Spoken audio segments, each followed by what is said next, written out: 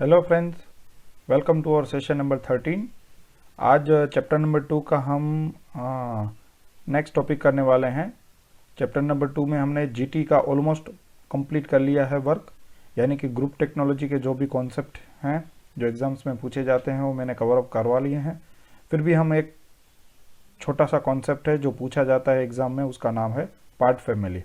ठीक है, तो ये पार्ट फैमिली भी मोस्ट इंपॉर्टेंट है जो आपको एग्ज़ाम्स में पूछा जाएगा, जिसमें आपको किस तरह से क्वेश्चंस के आंसर देने हैं वो आपको यहाँ पे समझने रहेंगे। सबसे पहले तो हमने यूनिट नंबर 2 में जीटी और सेलुलर लेआउट में हमने जीटी ऑलमोस्ट कंप्लीट कर लिया है, यानी कि जीटी के कॉन्सेप्ट क्या हैं, कैसे कैसे लेआउट्स पूछे जाते हैं, उसके बाद कोडिंग सिस्टम हमने देखी। ठीक है, तो ये 3 मोस्ट इम्पोर्टेंट टॉपिक जो पूछे गए थे उसकी मैंने आपको बता दिया है कि क्या क्या इसमें से आएगा। अभी हम पार्ट्स के फैमिली और फीचर्स की तरफ बढ़ेंगे, ये आज का टॉपिक होगा हमारा। उसके बाद हम नेक्स्ट सेशन में उसका type and comparison of cell, यानी कि सेल साइड जाएंगे, क्योंकि सेल्स में किस तरह से वर्क होता है और यानी कि हमारा सेलुलर लेआउट किस तरह से आगे बनेगा और उसकी डिज़ाइन कैसे होगी, उसके नेक्स्ट सेशंस होगा। तो अभी हम पार्ट फैमिली के बारे में समझते हैं, तो देखते हैं कि पार्ट फैमिली क्या होती है। ठीक है, मीनिंग सबसे पहले हम यहाँ पे देखते हैं कि पार्ट फैमिलीज क्या है और उसका मीनिंग क्या होता है।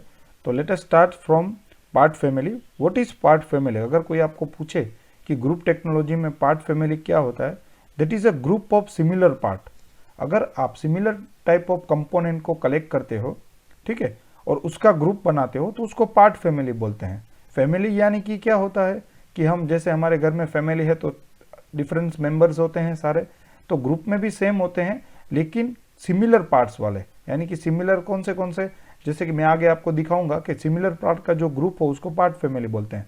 फिर मशीन सेल किसको बोलते हैं कि मशीन का ग्रुप हो, उसको हम मशीनरी ग्रुप का जो भी प्रोसेस होती है उसको हम मशीन सेल बोलते हैं। फिर part family that is your collection of a part that is your similar type, जिसकी ज्योमेट्री और साइज सेम हो, उस तरह का भी हम डिफाइन कर सकते हैं। आगे बढ़ते हैं। This is your some part family similar, देख सकते हो आप कि ये सिमिलर टाइप ऑफ पार्ट्स हैं, ठीक है, जिसमें आपको मिलिंग ऑपरेशंस किया गया है। तो इसमें सेम टाइप का प्रोसेस सारा यूज किया गया है। सेम वे डिसिमिलर पार्ट्स कौन से हैं, इसको हम सिमिलर बोलेंगे ऊपर वालों को, लेकिन ये डिसिमिलर पार्ट्स कौन से यहाँ पे देख सकते हो, देखो, ठीक है, यहाँ पे आपको सिमिलर पार्ट नहीं दिख रहे हैं, ये सारे सिमिलर पार्ट्स हैं, लेकिन ये राउंड है, ये स्क्वायर है या फिर रेक्टेंगल है, तो उस तरह से हम उसको सिमिलर पार्ट नहीं बोल सकते। तो आपको आइडेंटिफाई करना है उसकी ज्योमेट्री। जैसे ज्योमेट्री आइडेंटिफाई हो जाए और आपको लगता है कि ये सारे चलो कि राउंड है, ये रेक्टेंगल है, ये स्क्वायर है, तो उसके हिसाब से आप वहां पे आपके पार्ट्स फैमिली आप बना सकते हो। ठीक है, ये तो मैंने ऑलरेडी आपको यहाँ पे आगे भी समझाया था कि किस तरह से ये लेआउट सारे वर्क करते हैं। Turning machine, milling machine, drilling machine, तो इस तरह से सारे मिलिंग एक जगह से दूसरी जगह उसके लेआउट से वो रखे जाते हैं, और ये सारे जो मशीन्स होते हैं वो उसके खुद के टास्क हैं, वो उसको दे के ग्रुपिंग करके आगे बढ़ते हैं। सबसे पहले पार्ट फैमिली की कौन सी मेथड्स आती हैं, तो हमको यहाँ पे 3 मेथड्स डिस्क्राइब की गई हैं। एक तो विजुअल इंस्पेक्शन जो मैंने आगे भी देखी है, और पार्ट क्लासिफिकेशन एंड कोडिंग, तो मैंने आपको ऑलरेडी पार्ट और क्लासिफिकेशन कोडिंग के बारे में बता दिया है, और प्रोडक्शन फ्लो एनालिसिस ये भी हमने आगे देखा है। फिर भी हम एक बार यहाँ पे डिस्कस करेंगे जिससे आपके सारे आइडियाज क्लियर हो जाए in part family. There are 3 general methods to solving the part family group. अगर आपको यहाँ पे पार्ट फैमिली ग्रुप की कोई भी मेथड को सॉल्व करना है, उसके पार्ट्स को सॉल्व करना है, तो आप यहाँ पे क्या कर सकते हो, ये 3 मेथड यूज कर सकते हो। सबसे पहले मेथड है विजुअल इंस्पेक्शन। इसके नाम से ही पता चल रहा है कि इंस्पेक्शन करना है, लेकिन किससे करना है, विजुअली, देख के। ठीक है, कोई आपके पास इंस्ट्रूमेंट नहीं होगा, लेकिन आपको देख के करना है कि ये विजुअल इंस्पेक्शन किस तरह से होता है। तो आप आंख से देख सकते हो कि ये सही है या फिर ये गलत है, इस टाइप का ज्योमेट्री शेप होना चाहिए, तो आप विजुअल इंस्पेक्शन कर सकते हो, फर्स्ट मेथड। अगर दूसरी मेथड आप अप्लाई कर सकते हो पार्ट के क्लासिफिकेशन और कोडिंग के बेस पे, कौन से टाइप का कोडिंग पार्ट के ऊपर यूज किया गया है और किस क्लासिफिकेशन में वो पार्ट आता है, तो उसके बेस पे भी आप पार्ट फैमिली डिफाइन कर सकते हो। प्रोडक्शन फ्लो एनालिसिस, अगर उसका प्रोसीजर कैसी है मैन्युफैक्चरिंग करने की कोई भी पार्ट की, अगर उसको आपको पता है तो वो भी आप ले सकते हो। तो ये 3 टाइप की प्रोसेस आप यहाँ पे देख सकते हो। सबसे पहले हम अंडरस्टैंड करते हैं कि what is visual inspection method. मैंने ये आगे भी आपको समझाया है कि विजुअल इंस्पेक्शन मेथड में आपको क्या करना है कि सबसे पहले जो भी पार्ट्स होते हैं उसका ग्रुपिंग कर देना है। ग्रुपिंग मतलब कि आपके सामने पार्ट्स पड़े हैं तो आपको देखना है कि भाई किस तरह से वो दिखाई दे रहे हैं, उसकी ज्योमेट्री शेप कैसा है। राउंड सर्कल टाइप है तो यहाँ पे, ये सारे रोड टाइप है तो यहाँ पे तो वो हो गया ऑटोमेटिक उन दोनों का सेपरेशन। सबसे पहले आपको यहाँ पे 50 पार्ट दिए गए हों, आप ज्योमेट्री के बेस पे आप 2 या 3 के ग्रुप बना के उसके डिवाइड कर सकते हो।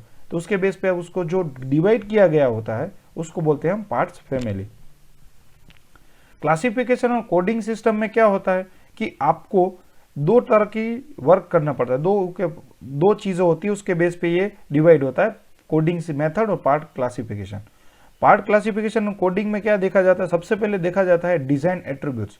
डिजाइन एट्रीब्यूट्स यानी कि क्या कि जो उसकी जो डिजाइन है यानी कि उसकी ज्योमेट्री है, उसका साइज है, उसका मटेरियल है।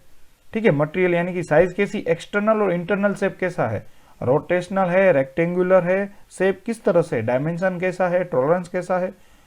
ये है फर्स्ट कैटेगरी जो आप कोडिंग मेथड से अप्लाई कर सकते हो, that is your design attributes. उसका डिजाइन कैसा है, रेक्टेंगुलर है, रोटेशनल है, बेसिक इंटरनल शेप है, किस तरह से उसका शेप दिया गया है, ज्योमेट्री दी गई है, मटेरियल कैसा दिया गया है, उसके बेस पे आप उसका डिजाइन सिलेक्ट कर सकते हो और आप उसको डिवाइड कर सकते हो एज ए डिजाइन एट्रीब्यूट्स। अगर आप उसको मैन्युफैक्चरिंग के बेस पे देखते हो, डिजाइन और मैन्युफैक्चरिंग एक अलग कॉन्सेप्ट है। ठीक है, डिजाइन यानी कि क्या होते हैं, पैरामीटर्स आते हैं, ज्योमेट्रीज आती है, साइज आता है, मटेरियल आता है।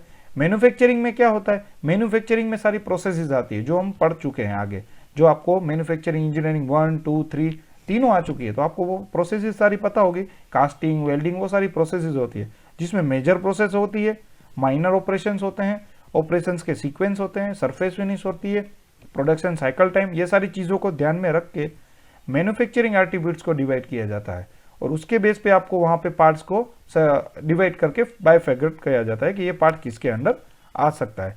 अगर आप कोडिंग में देखा जाए तो मैंने ऑलरेडी आपको यहाँ पे समझाया है कि मोनोकोड, पॉलीकोड और हाइब्रिड, ये ऑलरेडी आगे मैंने कोड समझा दिए हैं जो ये थे। ये है मोनोकोड, ये आपकी बुक में भी दिया है। अगर आपको कोई, ये मैंने लास्ट सेशन या उसके आगे सेशन में समझाया है कि व्हाट इज मोनोकोड, यानी कि आपको वहाँ पे किस तरह से कोड को डिवाइड कर देना है। ट्री टाइप होता है, जैसे कि यहाँ पे एक पार्ट है, उसको अगर नॉन रोटेशनल पार्ट है तो फिर ठीक है यहाँ पे आगे बढ़ाइए, अगर वो रोटेशनल पार्ट है तो उसके लिए 2 राउंड्स खुलेंगे, ये ऑलरेडी मैंने आपको आगे समझा दिया है। ठीक है, तो इस तरह से ये मोनोकोड वर्क करता है। पॉलीकोड देख सकते हो आप, पॉलीकोड के लिए ये कोड वैल्यूज होती है। आपको पता हो कि कोई भी मटेरियल्स अगर आप लेते हो तो उसकी वैल्यूज होती है, वैल्यू ऐसे ही नहीं दी जाती, उस पर कुछ नंबरिंग की जाती है मटेरियल के ऊपर, जिससे क्या दिखा देता है, वो जो नंबर होता है, नंबर वन जो दिखाएगा वो मटेरियल दिखाएगा, मटेरियल का फॉर्म दिखाएगा। नंबर 2, नंबर 3 दिखाएगा मटेरियल की प्रॉपर्टी, यानी कि यहाँ पे जो भी कोड होगा, जो कि 8 कोड्स होते हैं, 8 कोड से एक आपका पॉलीकोड या एट्रीब्यूट्स कोड बनता है। अगर आप वो 8 कोड्स में से सबसे पहला कोड रीड करते हो कि सपोज जी है तो जी ग्रेड का मटेरियल है, अगर एफ है तो एफ फॉर्म का मटेरियल है, अगर वो एच है तो एच प्रॉपर्टीज की उसकी मटेरियल प्रॉपर्टी है। बेंडिंग मेथड कैसी है तो यहाँ पे आपको ये लिखी होगी कि भाई कौन सी टाइप की बेंडिंग मेथड उसके ऊपर यूज की गई है। 5th पॉइंट है टॉलरेंस, दिखाएगा कि कितना टॉलरेंस इसका है। अगर 6th जो भी यहाँ पे वैल्यू होगी वो दिखाएगी कि सरफेस फिनिश कैसा है उसका। 7th में आपका टेस्टिंग मेथड और उसके बाद आपका आएगा स्पेशल रिक्वायरमेंट, यानी कि कुछ उसके ऊपर रिक्वायरमेंट होगी तो आपको वहाँ पे दी जाएगी। हाइब्रिड में देखा जाए तो हाइब्रिड कोड कैसा होता है कि मिक्सिंग होता है, पॉलीकोड, मोनोकोड, उसका मिक्सिंग जो होगा वो होगा आपका हाइब्रिड कोड, जिसमें मैंने आपको एक लंबी सा चार्ट दिखाया था, इस तरह का चार्ट है। तो ये सारे कोड्स होते हैं जो मैंने आपको लास्टली समझाए थे, तो ये आप उस टाइम पे देख लेना। यहाँ पे देखो मैंने बोला है कि फॉर्म कोड कैसे होते हैं, डिजाइन एट्रीब्यूट्स के 1 2 3 4, सप्लीमेंट कोड होते हैं 6 7 8, ये मैन्युफैक्चरिंग एट्रीब्यूट्स, और सेकेंडरी कोड ABCD, तो ये प्रोडक्शन ऑपरेशन के लिए यूज होते हैं। अगर आप इस तरह से यहाँ पे यूज करें तो आपको पता चल जाएगा कि शेप कैसा है। यहाँ पे मैंने आपको एक एग्जाम्पल की तरफ भी समझाया था, ये भी सेम ही है, इस तरह का कोड यूज होता है कि ग्रूव कैसा है। आपको यहाँ पे 0 2 1 3 और 3 इस तरह से दिया गया हो डिजिट, ठीक है, तो इसके बेस पे आपको internal, external shape, surface finish और यहाँ पे होल्स, जो भी टाइप के होल्स करने हैं वो आप एक ग्रेड दे दोगे तो उसके अकॉर्डिंग ये होल होता जाएगा। तो ये आपकी बुक में भी दिया हुआ है और यहाँ से भी आप ले सकते हो, और मैंने लास्ट टाइम भी आपको ये एक्सप्लेन किया था। यहाँ पे एक एग्जाम्पल भी दिया हुआ है कि ये एग्जाम्पल आपको कंप्यूटर एडेड मैन्युफैक्चरिंग जो सब्जेक्ट आता है उसमें इस तरह का एग्जाम्पल्स आप देख सकते हो। ऑप्टीज पार्ट कोडिंग सिस्टम किस तरह से होती है, यहाँ पे वो होती है कि यहाँ पे आपको एक वैल्यू दी गई, देखो digit 1, length to diameter ratio, यानी कि L/D कितना है 1.5, वो डिजिट 1 है आपका, यानी कि उसका जो लेंथ और डायमीटर रेशियो ये 1 है। तो ये जो 1 है, ठीक है, यहाँ पे डिजिट वैल्यू 1 है, वो आपको L/D से पता चलती है, यानी कि ये जो डिजिट 1 आपका 1 दिखाएगा 1 5। इसका जो कोडिंग है देख लो, एक्सटर्नल शेप यहाँ पे 5th कोड आ रहा है, ये कोडिंग इसकी पूरी है, डिजिट 1 2 3 4, यानी कि 5 डिजिट हमको चाहिए। 5 डिजिट क्यों पता चला 5 डिजिट चाहिए, ये देख लो, डिजिट 1 2 3 4 और 5, यानी कि 5 डिजिट से उसको पास होना पड़ेगा। तो सबसे पहले वो कहाँ से पास हो रहा है, L/D रेशियो से। क्यों, क्योंकि फर्स्ट डिजिट आपका रेशियो पे है। तो L/D रेशियो कितना है इसका, L/D रेशियो आपको चाहिए यहाँ पे 1.5, तो यहाँ पे 1.5 किसके अंडर आएगा, 1 के अंदर आएगा, तो आपका फर्स्ट डिजिट कोड हो गया 1। अभी सेकंड है हमारा एक्सटर्नल शेप, एक्सटर्नल शेप में हमारा सेकंड कोड होगा 5, तो 5 के ऊपर क्या है, तो 5 के ऊपर थ्रेड बनानी है, ठीक है, 5th कोड डालोगे तो यहाँ पे आपको थ्रेडिंग देखने मिल जाएगी, ठीक है। उसके बाद दिया गया है इंटरनल शेप, इंटरनल शेप हमको देना है 1 कैसा है, यहाँ पे 1 है हमारा internal shape, digit 3, no shape element, कोई भी इस टाइप के शेप नहीं देने, तो हमको नो शेप एलिमेंट्स पे हमारा वर्क मिलेगा, ठीक है। उसके बाद प्लेन सरफेस मशीनिंग करनी हो तो उसमें भी नन, यानी कि उस पर भी कुछ नहीं करना है, 0, ऑक्सिलरी होल्स भी नहीं करने हैं तो भी 0, यानी कि इसमें कोई भी कोड अप्लाई नहीं होते, 0 यानी कि no surface finish, no auxiliary holes, ठीक है। तो इस तरह से आपको यहाँ पे डिजिट्स मिल जाएंगे और आपको इस तरह से वर्क इसमें करना है। This is your example for optimize code. एक ये दूसरा है MICLASS क्लास सिस्टम, यानी कि metal institute classification system and develop by the Netherland organisation.